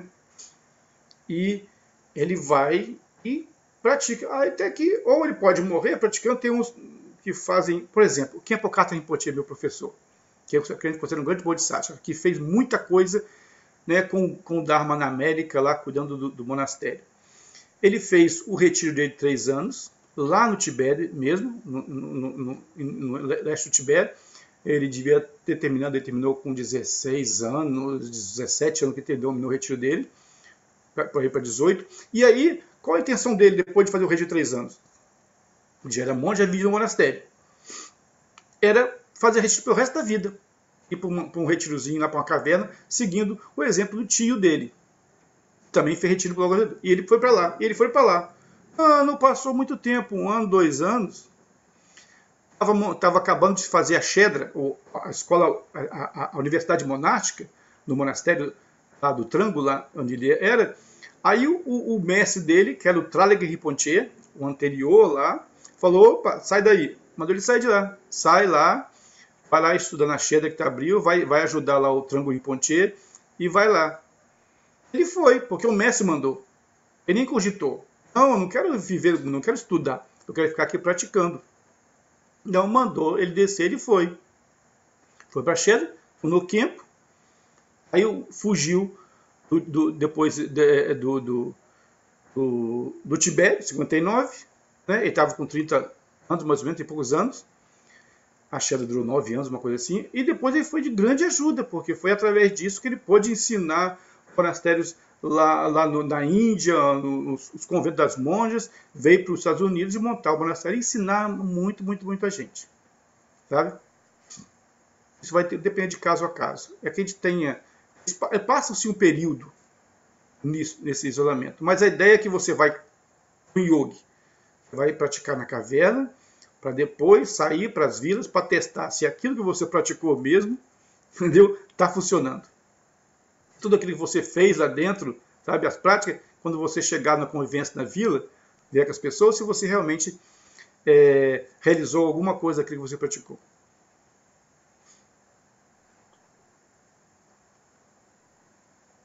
E é interessante que, assim, um ponto importante que talvez tenha que deixar claro, assim, quando a gente fala vai fazer retiro, né, no caso, por exemplo, Lama Tartin fez o retiro de 3 anos, né?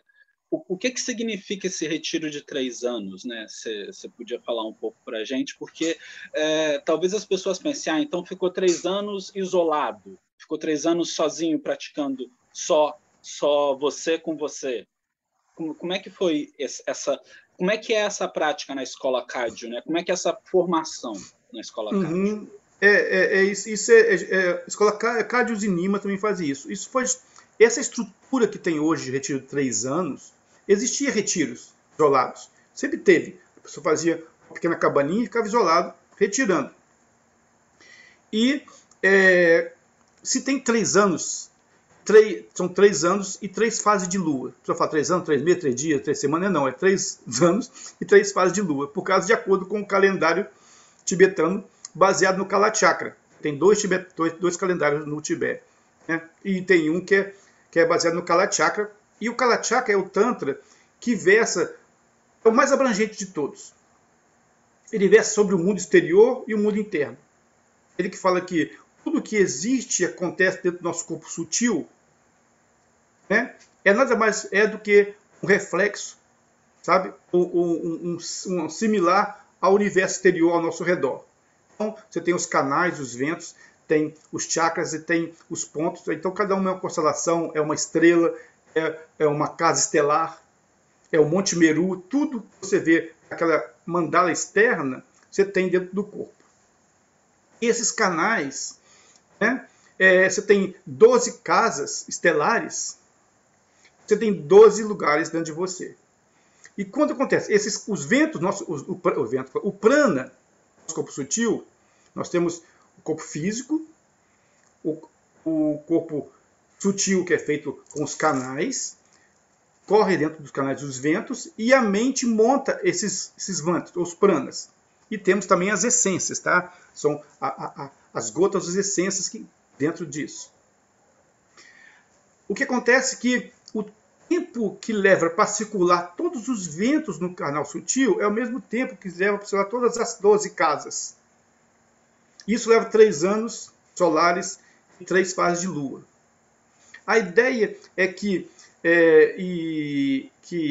você não ficar no mínimo 3 anos e 3 fases de lua, é que quando você entra no retiro e você isola isola você ter chama de lung, né? Qualquer tipo de interferência através da audição, ouvir coisas e tudo, através da palavra, através da visão. Você isola todos os seus sentidos, 5 sentidos, automaticamente você não engaja em pensamentos, isolando o pensamento, você não produz.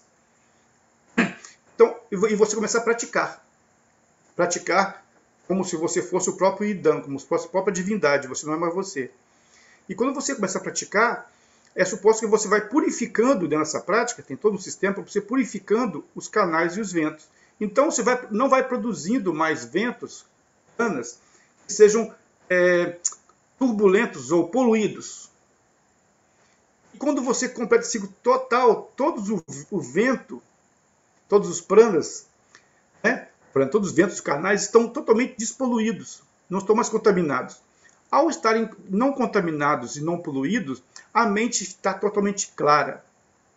Porque o que faz com que a mente fique turva, fique desordenada, é o prana, certo? Por isso que dentro do Vajrayana, por exemplo, para quem pratica, chama de salum, as práticas respiratórias iógicas, nunca fuma, nunca fumaça nenhuma, nem lugar poluído.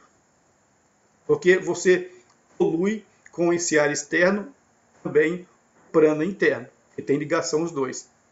Quando completa os 3 anos, 3 meses, circula tudo isso, supostamente, se você é um praticante, né? E aqui quem fala não é, porque não aconteceu isso, você se liberaria naquele momento em que você estabelecer sua mente no estado mais puro, e aí você estaria olhando para sua mente da forma que ela é, ou na essência da natureza da mente. E a mente estaria clara. E aí todos os ventos, os prana dos seus canais, você controlaria através de certas práticas, trazendo ele para o canal central, e assim realizando a própria clara luz. Isso aconteceria supostamente em 3 anos. Aí, mas isso não era sistematizado. Aí no final do século XVIII, no século XIX, o grande mestre tibetano Jamgon Kongtrul, juntamente com Jamyang Khyentse Wangpo, que hoje em dia é o Khyentse Rinpoche, o tubo dele, estabeleceu um programa dentro desses 3 anos, né? No caso da linhagem Ádio é uma, da Nima é outro. Você faz as práticas preliminares, porque no Mahayana se toma refúgio no Buda, Dharma e na Sangha. Nós também. Só que nós adicionamos isso 2 coisas, chama de raízes. As 3 raízes: Guru, Idan e protetores, Dakas e Dakines. Porque nós pegamos os também do Guru, nós praticamos o Idan, que são as divindades meditacionais, como forma de prática, e usamos Dakas e Dakines para como atividade da gente. Assim, a gente faz esses 3 e mais o cerne da prática, que no caso do Pad é o Mahamudra. Fazemos o cerne, que é o Mahamudra. Então, isso é uma coisa que é feita nos 3 anos. Isso não dá aval para ninguém, tá? Isso não faz de ninguém lama. Isso pode causar transtorno para muita gente, pode enganar muita gente, pode ajudar muita gente, pode de tudo. Quem vai decidir é o mestre, vai dizer, que vai ver. Mas essa prática de 3 anos, esse retiro de 3 anos, ele é um retiro que é feito de forma em um local isolado? Você está isolado ou você está em um convívio de comunidade? Você convive com outros praticantes? Isso. Esse também é uma coisa que é importante a gente deixar clara, né?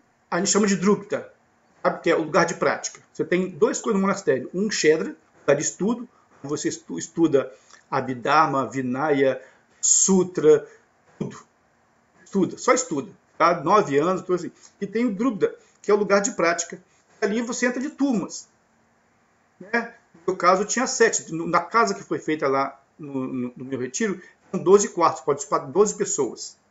Cada um tem sua, entre aspas, cela, né? E é feito com outro junto. No meu caso, tinham 7. Às vezes 12. Por exemplo,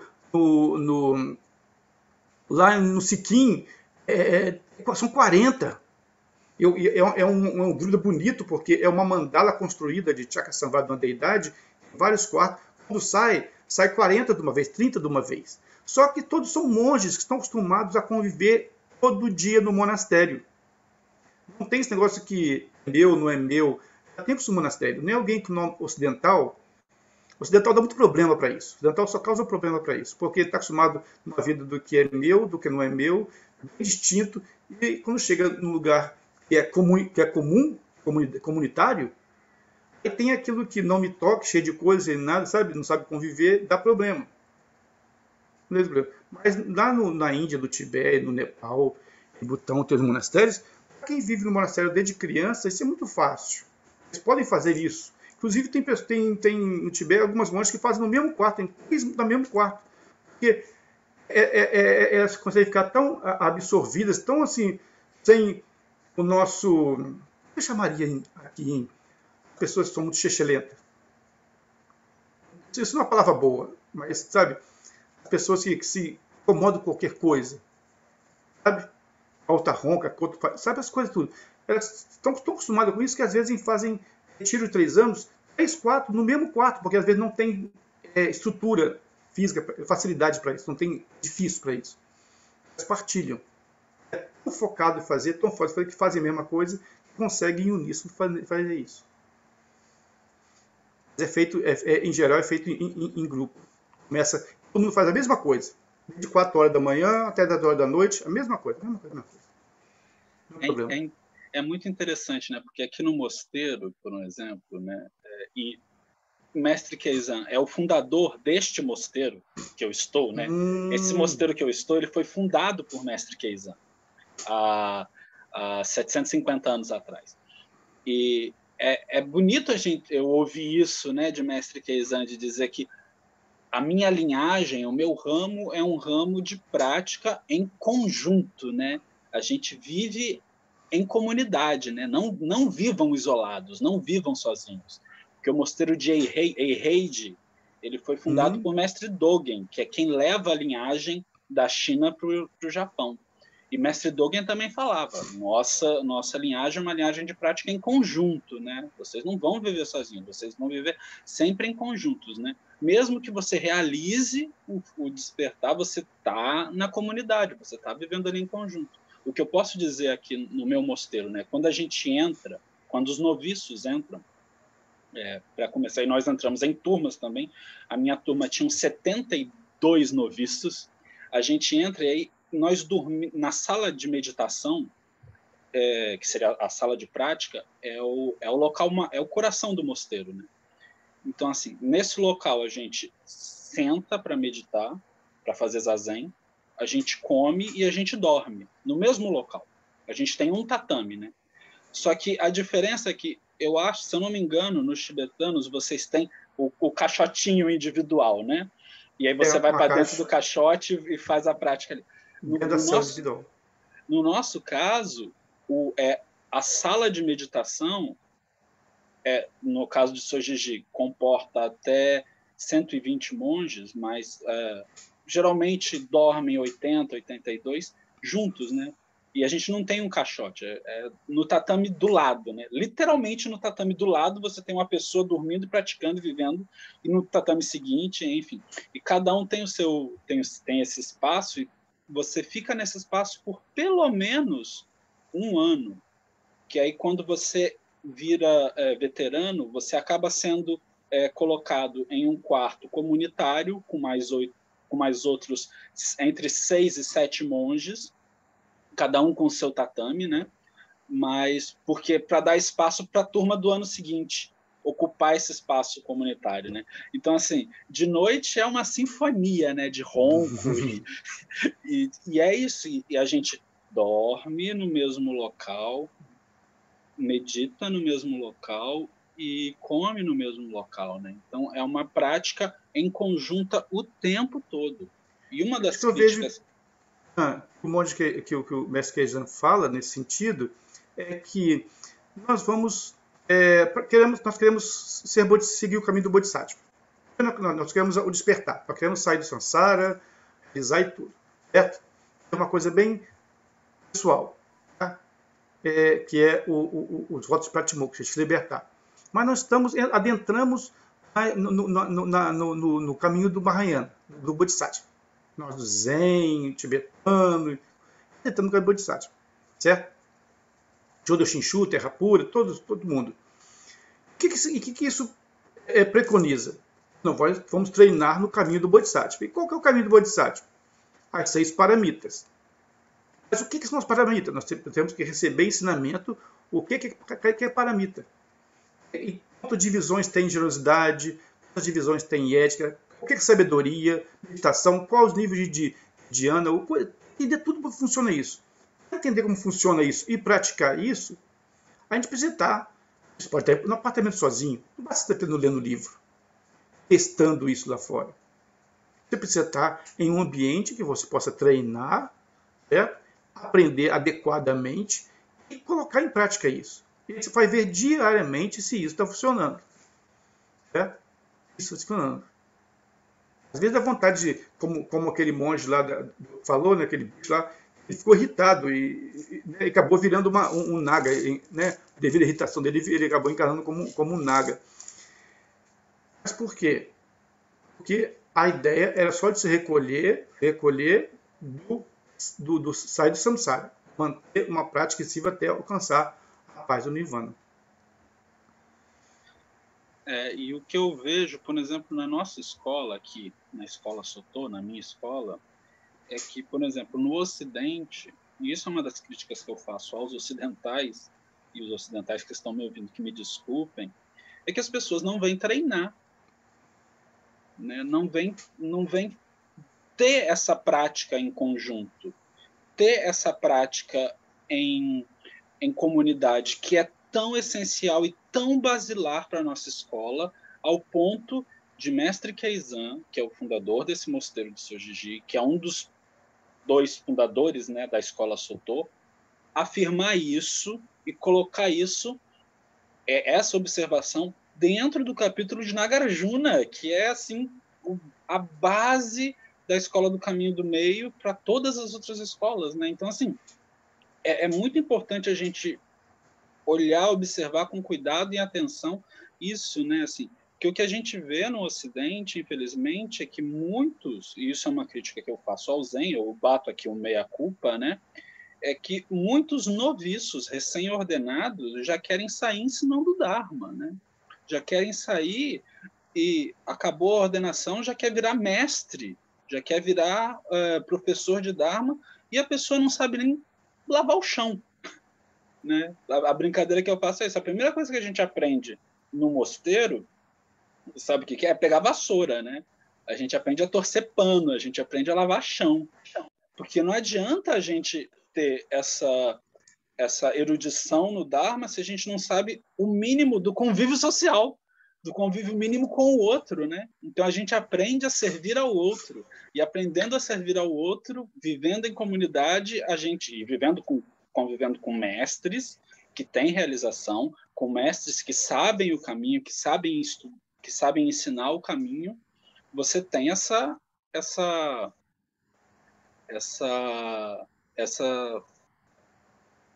prática, né? É uma prática muito importante, a prática em conjunto, é fundamental. E só finalizando, às vezes eu gostaria assim, muitas vezes eu penso assim, que nem, às vezes, a ideia de ficar em silêncio.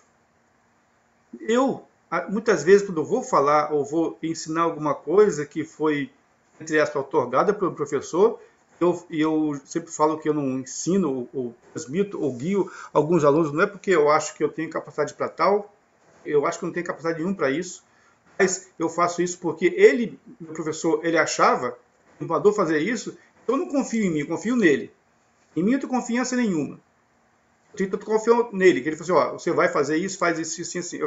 Se ele mandou, eu não vou discutir. Eu sei que não sou, mas se ele falou que é, então eu não discuto. E há essa natural situação das pessoas de querer ensinar, ou querer colocar os outros a ideia que ela tem, ou aquilo que ela pensa. Às vezes eu mesmo assim penso assim, dá vontade de ficar só no silêncio. Cansa ensinar, cansa repetir. Eu não sei quantas vezes já falei sobre os 4 pensamentos, sobre karma, sobre permanência, sobre prajamita, sobre as 6 paramitas, nada. Mas, por causa também do grande peso, né? Tem isso. Às vezes dá vontade de ficar em silêncio. Mas, por que o Buda ensina, né? Porque o Buda já é realizado naturalmente, a compaixão do Buda já está lá, dissociado do próprio despertar, assim como no grande texto que é o Natureza de Buda, nos textos de Asanga, né? A Natureza de Buda, em que fala que a compaixão de Buda, as qualidades de Buda e a atividade, elas são indesassociáveis, elas não são duais em relação ao despertar. Então, despertar, ser desperto já está manifestando compaixão. E qual compaixão, o que é? É você estar beneficiando os seres. Então, vai depender de quanto os seres estão aptos ou não. Se alguém está ansioso por receber ensinamentos, por entender alguma coisa, naturalmente, do Buda não se manifesta. A gente costuma dizer, em tibetano, a gente usa 2 palavras para compaixão. Uma é ninje, a outra é tugje. Quer dizer a mesma coisa. É como se escrevesse, sei lá, alça com U e alça com L. Mas, ninje, quer dizer, a essência nobre, nin quer dizer essência, je quer dizer nobre, é a compaixão dos bodhisattvas, é a nossa dos bodhisattvas. Nós intencionamos, nós nos motivamos, nós emanamos, ou nós, como fala, irradiamos ou manifestamos a compaixão. Nós temos a intenção e manifestamos isso. Mas um Buda completamente desperto, o Tathagata, ele não tem nindi, a compaixão dele é tude. Essa compaixão não tem que fazer esforço nenhuma. Por ser desperto, é compassivo. Não há hora nenhuma uma separação, uma dualidade, né, entre compaixão e o despertar. Então, por mais que supostamente um Buda não queira, ele não pode não ser compassivo. E a compaixão quer dizer beneficiar os seres. E automaticamente isso quer dizer manifestar o caminho do despertar da forma que for apropriado para qualquer ser. Então, ele nem manifesta, está naturalmente. A gente que tem que abrir o olho, né, e ver. Às vezes a gente vê um ensinamento do Buda, qualquer que seja ele, será numa árvore, numa cobra, numa pedra. Por isso que fala que Bodhisattva se manifestam dessas formas. Então, essa manifestação é natural de um próprio Buda. Porque não devemos confundir um caminho, uma coisa que a gente queira fabricar o ensinamento. Fabricar, mostrar ser professores ou coisa assim. É você permitir, né? Quem sou eu para dizer permitir? Mas é você fazer com que o Dharma fale do Dharma, né? Não é o que eu venho pontuando, e o Jochen também pontuou há uns 2, 3 encontros atrás, eu venho colocando sempre, né? Assim, não é o Dharma do Shoei, não é o Dharma do Lama Tartin, é o Dharma do Buda. O Dharma do Buda fala o Dharma do Buda. A gente não precisa acrescentar nada da nossa visão a ele, né? O Dharma fala por si só, né? E isso é muito importante, a gente realizar e transmitir, né? Então, assim, muitas vezes o que eu vejo é que não tem essa... Eu não sei se não tem essa confiança no método, eu não sei se... Claro que as causas e condições da vida no Ocidente são completamente diferentes das causas e condições da vida no Oriente, né? E aqui no Japão, por um exemplo, né? Mas, de qualquer forma, no caso da minha escola, nós temos um sistema que é usado, né, há pelo menos 750 anos e que você não dá para você pegar e jogar esse sistema fora, né? Assim, você não dá para você dar as costas para isso e dizer, agora que eu virei monge, eu não preciso fazer mais nada, o espírito de Buda vai baixar em mim, com todo respeito a tradições que fazem isso, mas eu vou ouvir uma mensagem aqui e vou ensinar o que eu acho que eu entendo, né? E não é assim, né? Por um exemplo, no caso da nossa escola, qualquer professor que vai ensinar, ele usa texto, né? Ele pega o texto, lê o texto e ensina, né? Ele não fala a coisa da cabeça dele, né? Ele não fala as coisas do jeito que ele quer, mas ele ou ela, né? Existe um método, né? Existe todo um processo de preparação, de estudo e de ensino para isso, né? E eu não estou falando da prática, né? Isso é importante frisar, né? Tanto a prática do leigo quanto a prática do monástico, do sacerdote no Zen, que inclusive a palavra monge é uma palavra equivocada, né? Eu sempre gosto de frisar isso, mas tanto a prática do leigo quanto a prática daquele que toma os votos de poder ensinar o Dharma no futuro, para a próxima geração, a prática é a mesma, né? O sentar é o mesmo, a almofada é a mesma, o altar vai ser o mesmo, a prática em si é a mesma, né? Só que o compromisso que você assume, enquanto, no meu caso, né, enquanto uma pessoa que quer propagar os ensinamentos para a próxima geração, é um compromisso social, é um compromisso para com essa sociedade que eu vivo, de poder transmitir para a próxima geração os ensinamentos que eu recebi, né? Então, assim, não é que seja uma prática melhor ou pior, não, é apenas um compromisso distinto, né? A prática em si é a mesma, E eu vejo que, provavelmente, no caso da escola do Lama Tarty, né, no caso da sua escola, Lama, talvez aconteça da mesma forma, né? A prática que você, Lama Tarty, faz é a mesma, dadas as devidas proporções, é claro, é a mesma prática que qualquer outro membro da sua escola passa, tendo as mesmas iniciações, tendo o mesmo processo iniciático, que a sua escola é uma escola iniciática, né? Você tem que ter iniciações e permissões dos seus professores para fazer determinadas práticas, mas a prática em si ela é a mesma da prática de uma pessoa que é somente praticante, uma pessoa que ensina o Dharma, né? Eu não sei se eu me fiz claro. Só se botar bem assim, dentro da escola, minha escola, o nosso cerne é o Mahamudra. As práticas tântricas, que envolvem divindades, exigem iniciações, entrada. O Mahamudra não exige. O Mahamudra é só sentar e olhar diretamente para a sua mente, reconhecer a natureza da mente.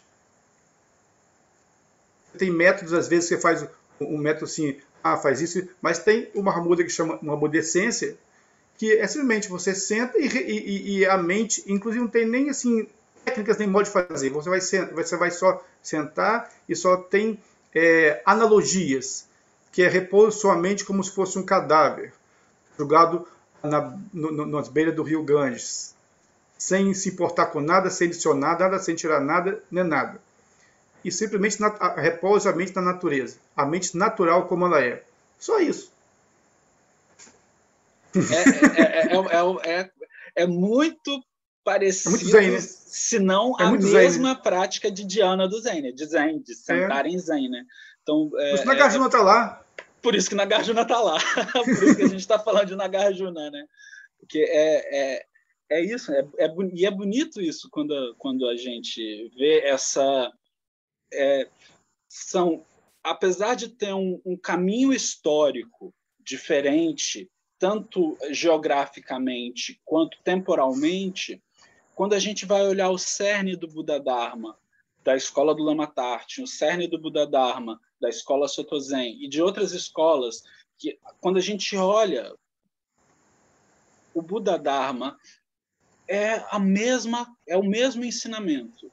Você usa o que a gente chama de Hoben, né? A gente usa... Você não, né? No caso, Shakyamuni Buda usou meios expedientes distintos para ensinar a mesma coisa, né? Para ensinar a mesma realização, para ensinar o mesmo caminho, né?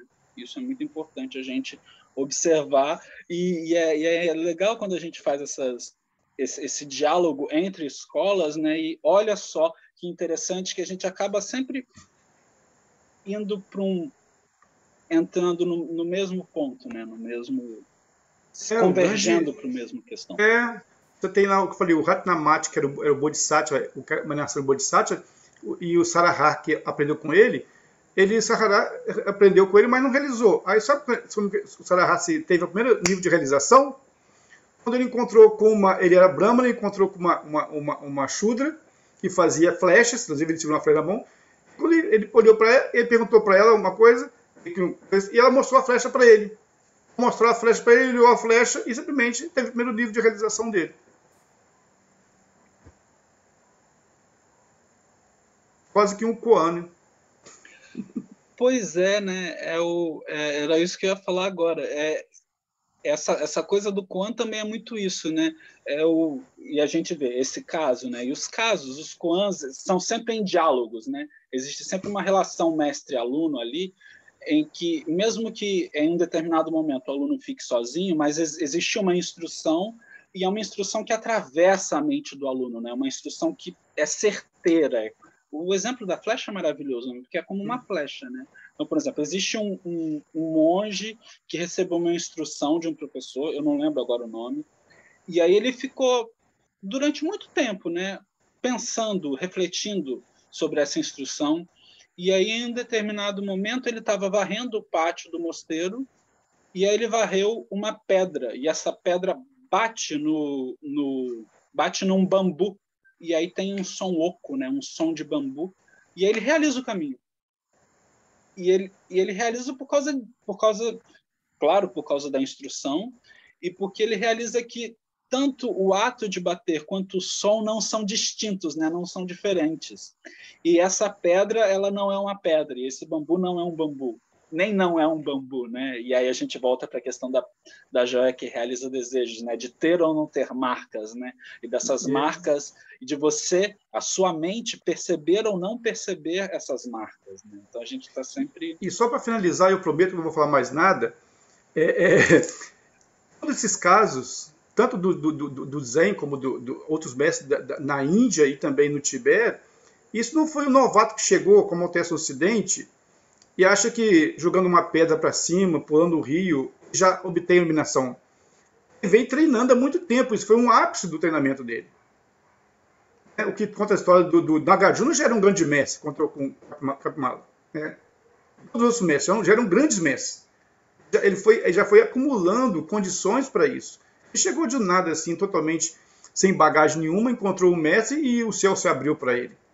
Não te deu. Todos eles batalharam muito, eles eram grandes mestres, esse apenas conta o final da realização de cada um.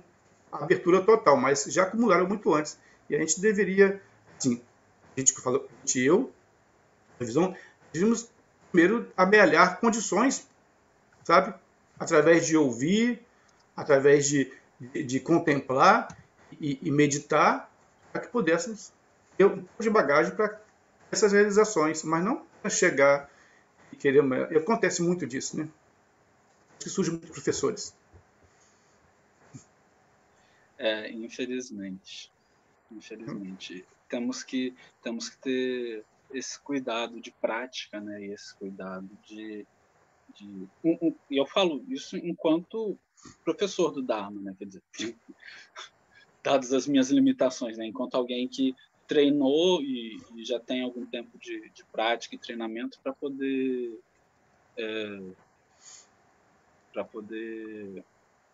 passar pelo menos um pouquinho, né? Eu acho que o que acontece muito é que a gente, no caso do Zen, né? A gente pratica durante anos num mosteiro, num local de treinamento.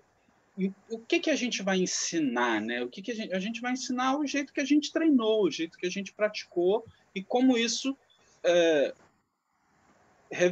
reverberou na forma como nós interagimos com o outro, né?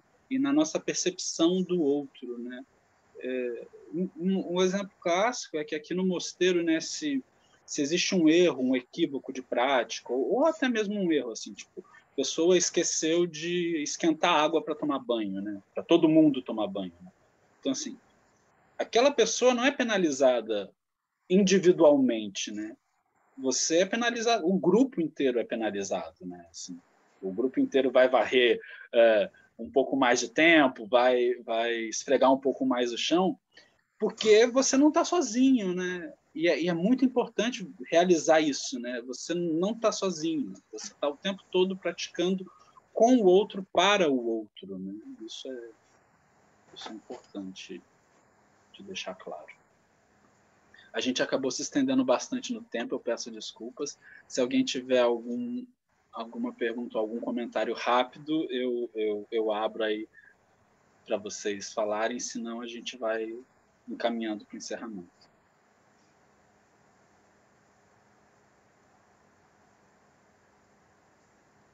Bem, como não temos nenhuma manifestação, eu deixo com você, Lama Tartin, esses minutos finais. Por favor, fique à vontade, caso o senhor queira falar alguma coisa em específico, para depois fazermos o fechamento. Mais uma vez eu agradeço por estar aqui com vocês, partilhando esse um movimento, é uma situação que devemos ter sempre das tradições budistas, para ver no final, ou no fundo, né, na essência, nós estamos falando sempre falando da mesma coisa, apesar de ter um método diferente. Dentro do budismo tibetano tem método diferente pra caramba, escolas também diferentes, e esse diálogo, e tipo assim, além mar, né, fora do nosso quintal, é muito importante para termos uma visão clara. Para eu, como do budismo tibetano, não falar assim, não, isso é coisa do Zen, o Zen fala isso, eu não sei disso não. Esses diálogos, entendimento, vai falar assim, não, eu também tenho isso. Não é o Zen que fala, não é a propriedade do Zen, não é a propriedade do tibetano.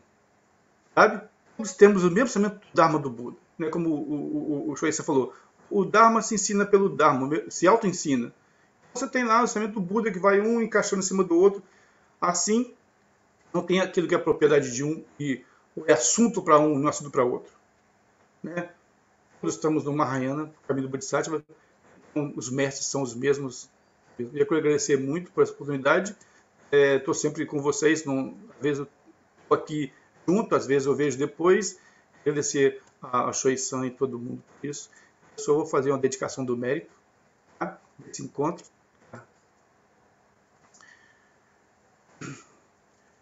Possa eu, por este mérito, alcançar o estado do onisciente. Tendo vencido os inimigos, os defeitos, possa liberar os seres do oceano de existências onde estão, sacudidos pelas ondas do nascimento, da velhice, da doença e da morte. Pratico seguindo o exemplo do Dhaka Manjushri, que conhece todas as coisas tais como são. Como Samantabhadra, dedico perfeitamente essas virtudes. Graças a esta virtude, possam todos os seres completar as acumulações de mérito e de sabedoria, e obter os 2 corpos supremos que provêm dessas acumulações. A bênção do Buda que obteve os 3 corpos, a bênção da verdade do Dharmata imutável, a bênção da firme aspiração da Sangha, possa essa prece de dedicação realizar-se tal e qual.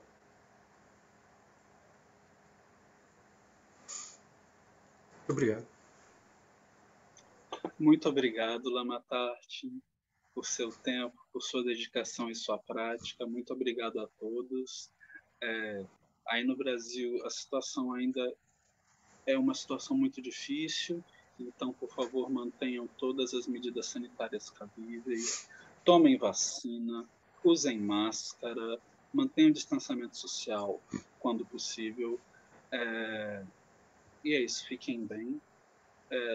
Aqui do lado, nesse canto aqui do vídeo, vai ter um botão de inscrição para o grupo. Desse lado aqui vai ter as 2 playlists do semestre passado e desse semestre. Fiquem bem, muito obrigado, boa noite a todos aí no Brasil.